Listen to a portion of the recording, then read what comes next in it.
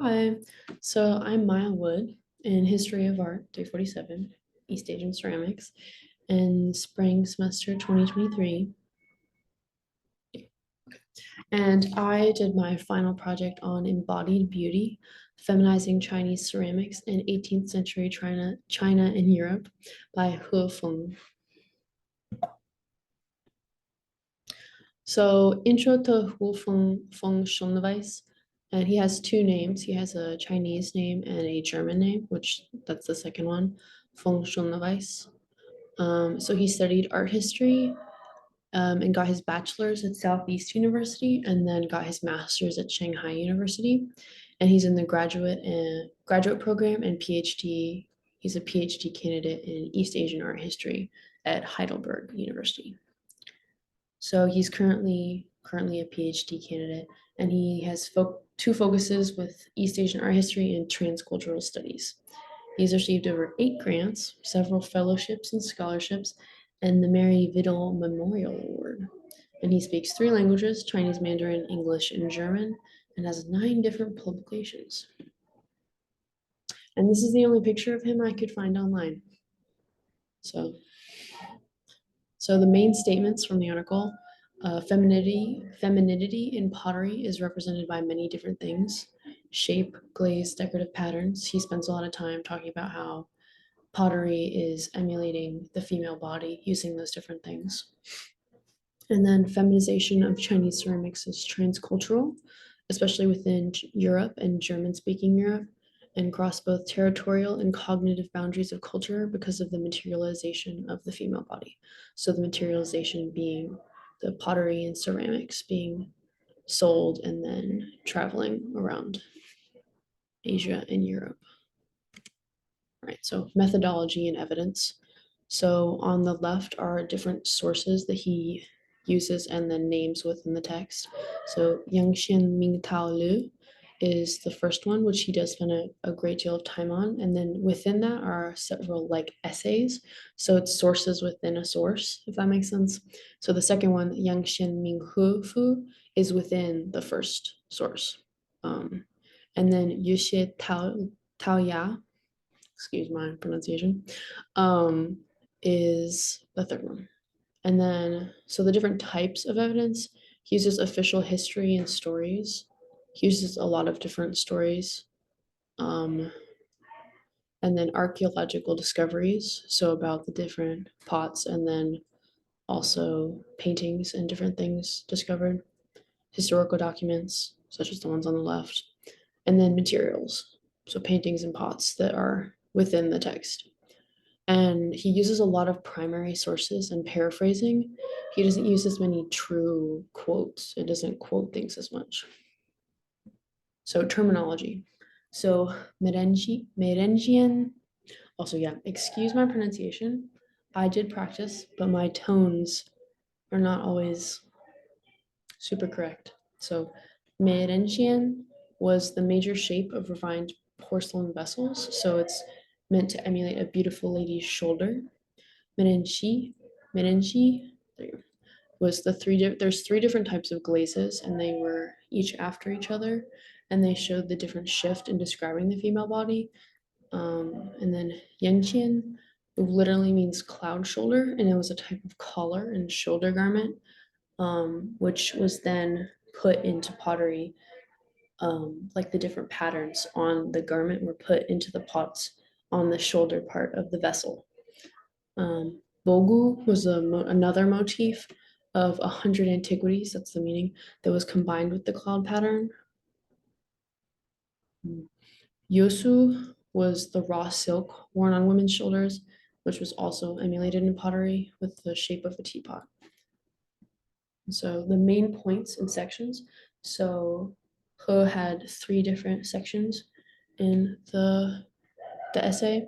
In the textual metaphor, female body to ceramic shape; the visual metaphor, female costume to decorative pattern; pictorial representation, dancer motif in China and Europe. And so the first one, textual metaphor, female body to ceramic shape. So there were 4 metaphors by Wu Meiding, which was the author of the first source. in the evidence area. So he created a maiden within ceramics, which means beautiful woman. And so that is the base of the different other words, like merenjian and then mianxi. So the shoulders and then the shifting glazes. And then yixing shizu teapots, which is on the right there, symbolize the breast of the legendary lady.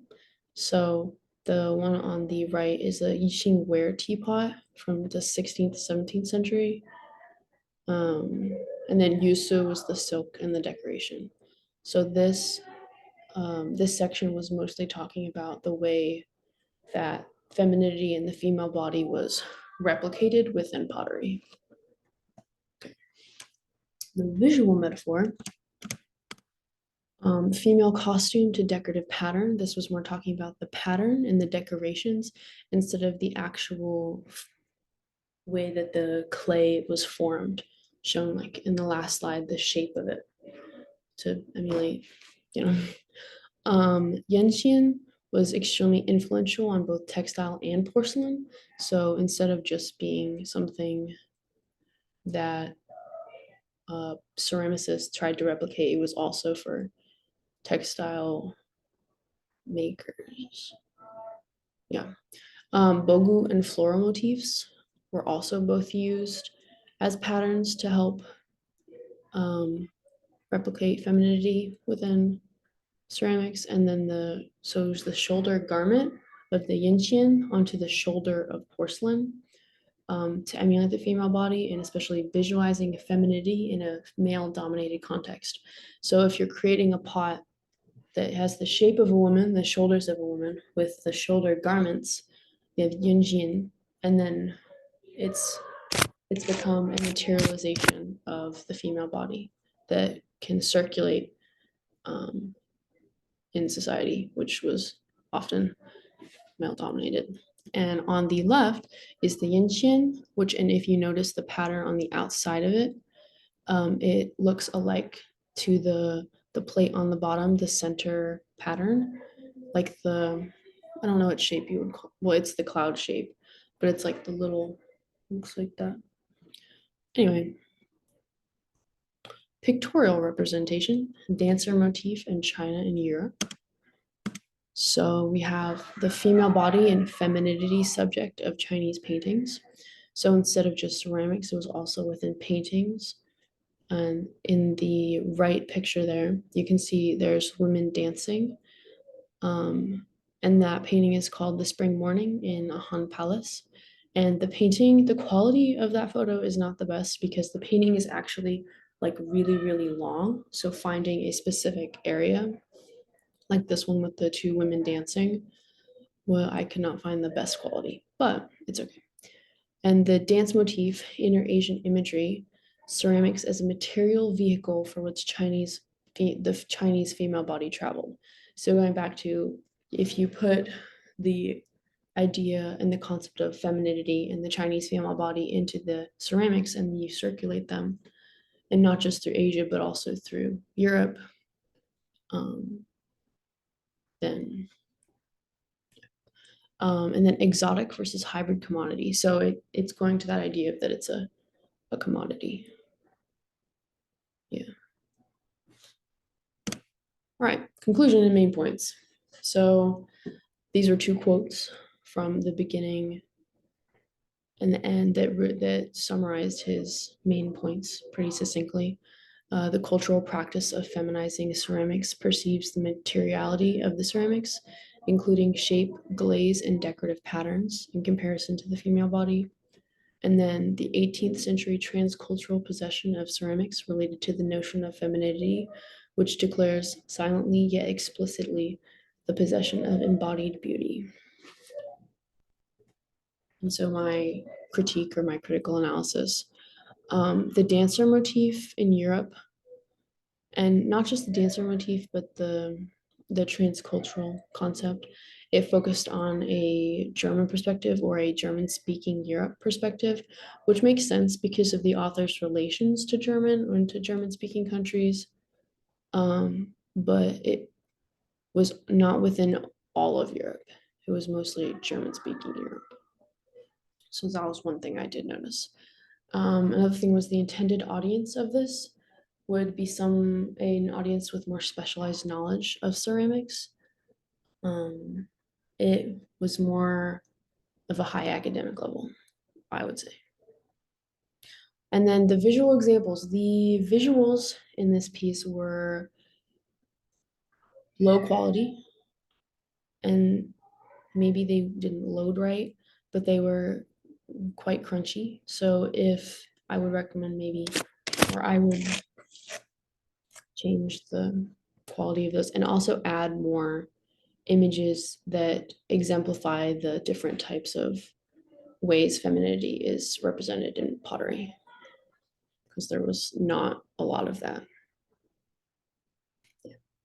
And this is my bibliography.